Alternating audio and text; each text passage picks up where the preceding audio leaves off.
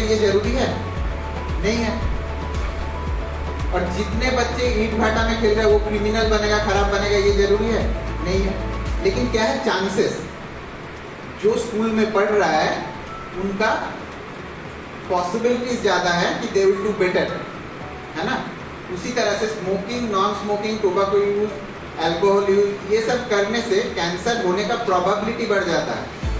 ऐसा नहीं है जो 100% लोगों का होगा स्मोक करने से, या स्मोक ना करने से बिल्कुल कैंसर नहीं होगा। क्यों? क्योंकि ये मल्टीफैक्टोरियल है। स्कूल में आ गए तो अच्छे कुछ बनेंगे, ऐसा नहीं है।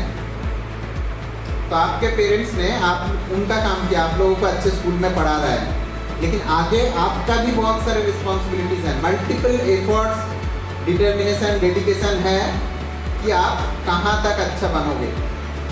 ये भी मल्टीफैक्टोरियल है कैंसर की तरह। तो अवॉइड करना है। उनको अवॉइड करने के बाद भी you can not avoid pollution in your society. उसको कैसे कर सकते हो? आप खुद पॉल्यूशन में कंट्रीब्यूट नहीं करोगे, खुद प्लास्टिक यहाँ वहाँ नहीं फेंकोगे, प्लास्टिक का यूज मिनिमाइज करोगे। आपका जो रोल है, सही क्या सही है क्या बुरा है, हम सबको इक्वली पता है। फर्क कहाँ पे होता है? हम कितना उसको ओबे कर रहे हैं। सर एक ही चीज़ टीचर पढ़ाता है ना सबको, जो जिसका हाईएस्ट ग्रेड है और जिसका लोएस्ट है, उसमें फ़र्क क्या है? एक ही किताब है, एक ही टीचर है, एक ही स्कूल है। तो वो जो फ़र्क है वो समझना है और उसको कम करना है, ठीक है। हम सबका हाइट जैसे एक नहीं होता है, कॉम्प्लेक्शन एक नहीं होता है, हेयर ग्रोथ एक नहीं होता है।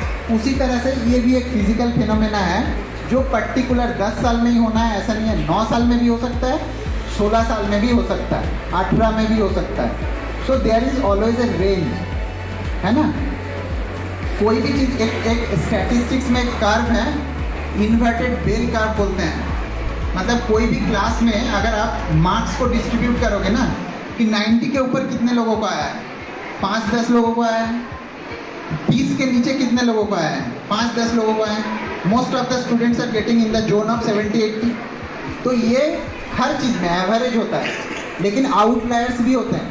तो आप अगर आउटलायर्स हो कि आपका पीरियड्स अगर जल्दी शुरू हुआ है या लेट से शुरू हुआ है, वो प्रॉब्लम नहीं है। लेकिन जो नॉर्मल रेंज है उसके भी बियॉन्ड, मतलब 18 ईयर्स हो गया पीरियड्स चालू नहीं हुआ, तो आपको गायनेकोलॉजिस्ट से कंसल्ट करना है, ठीक है।